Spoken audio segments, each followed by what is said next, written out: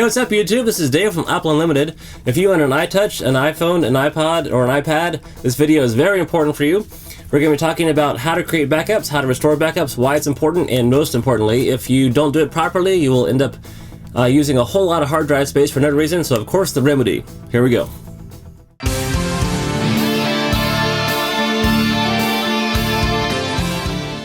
So for the duration of this video, every time I say iPhone, I mean all the devices because it's all the same. So why would you want to back up your iPhone? It's very important. Now there are two ways to do it. Number one, using iCloud. I do not recommend doing that because unless you pay for extra storage, the 5 gigs they give you for free is not enough to really do anything. So we're going to skip that step and talk about number two. Using a Mac computer and iTunes to back it up. It's super easy. Plug it in, hit create backup, give it about 20 minutes, and there you go.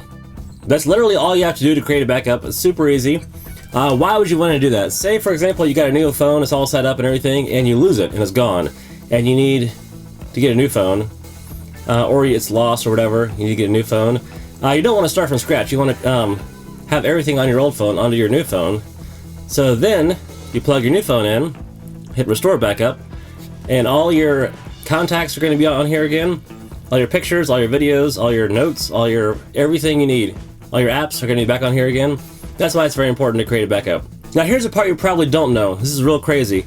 Every time you add a song or a movie to your iPhone, it creates a new backup. Automatically, there's no way around it. That's just the way it is. You do not need 10 backups. You just don't need it. The only time you should back up your phone on purpose is when a new operating system comes out. For example, from iOS 10 to iOS 11. That's a good example. Or if you get a new device, I'd always back it up too, just to be safe. Any other backups, you just don't need. You just don't need them.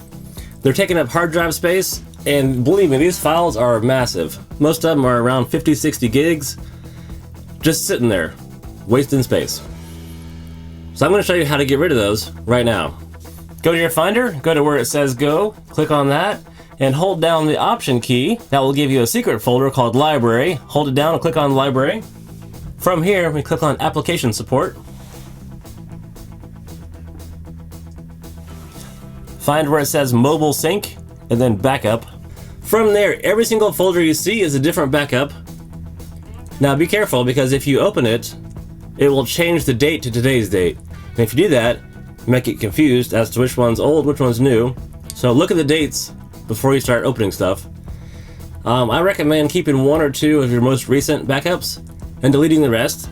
And believe me, I did this recently, and I restored about 120 gigs of hard drive space that was unnecessary. So hopefully this video helped you out. Be sure to like, comment, and subscribe if you haven't already, so you don't miss anything new. And we'll see you soon. This is Dave from Apple Unlimited. Thank you.